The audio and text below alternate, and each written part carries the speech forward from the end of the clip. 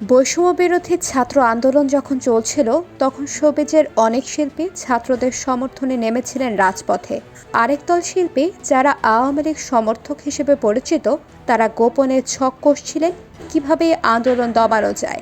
আলো আসবি নামের একটি হোয়াটসঅ্যাপ গ্রুপে এসব শিল্পী শেখ হাসিনার পক্ষে নিজেদের কর্মসূচি নিয়ে আলাপ আলোচনা করেন। সেই গ্রুপের কিছু স্ক্রিনশট ফাঁস হয়েছে ৩ সেপ্টেম্বর, যা নিয়ে ব্যাপক আলোচনা সৃষ্টি হয়েছে। আন্দোলনের বিরুদ্ধে লড়াই চালানোর লক্ষ্যে সাবেক পররাষ্ট্রমন্ত্রী হাসান মাহমুদ, তথ্য প্রতিমন্ত্রী মোহাম্মদ এ আরাফাত এবং এমপি ফেরদৌসের নেতৃত্বে আলো আসবি নামের ওই হোয়াটসঅ্যাপ গ্রুপ খোলা হয়, যাতে আওয়ামীপন্থী শিল্পী ও সাংবাদিকেরা সংযুক্ত ছিলেন। সেই গ্রুপের কয়েকটি স্ক্রিনশট ফাঁসের পর হতবাক সবাই।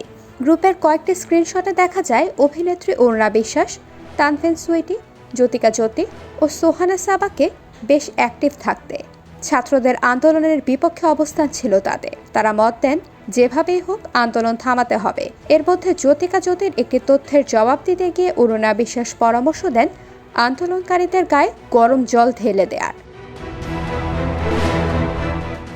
আন্দোলনের পক্ষে পোস্ট দেওয়ার দায় নির্মাতা মোস্তফা সরোয়ার ফারুকীর সমালোচনাও করা হয় সেখানে। এই গ্রুপে সোহানা সাবা, জ্যোতিকা জ্যোতি, অরুণা বিশ্বাস, ফেরদৌস ছাড়াও ছিলেন রিয়াজ আহমেদ, সুবর্ণা মুস্তফা, আজিজুল হাকিম, স্বাগতা, বদরুল আনাম সৈয়দ, শমী কায়সার, তানভিন সুইটি, আশনা হাবিব ভাবনা, শামিমা তুষ্টি, জামশেদ শামীম, উর্মিলা শ্রাবন্তী কর, সাজুক হামিদ, হৃদি হক, Fazlur Rahman Babu, Dipanwita Martin, Simon Sadik, Zayed Khan, Liaquat Ali Lucky, Rokeya Prachi, Raunak Hasan, S A Haque Alik সহ অনেকে। এমন একটি গ্রুপ থাকার কথা স্বীকার করেছেন অভিনেত্রী জ্যোতিকা জ্যোতি। বলেন, এমন একটি গ্রুপ ছিল, এটা সত্যি। গ্রুপটিতে হয়তো অনেকে ছিলেন, কিন্তু সবার মন মানসিকতা এক না। শিক্ষার্থীদের উপর গরম জল ঢেলে দেওয়ার যে বিষয়টি উঠে এসেছে তা কারো প্রত্যাশিত বক্তব্য নয়, এটা অমানবিক।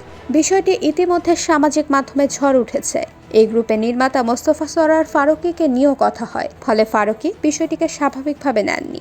এটিকে মানবতা বিরোধী আখ্যা দিয়ে তিনি সরকারের দৃষ্টি আকর্ষণ করে এর বিচার চেয়েছেন।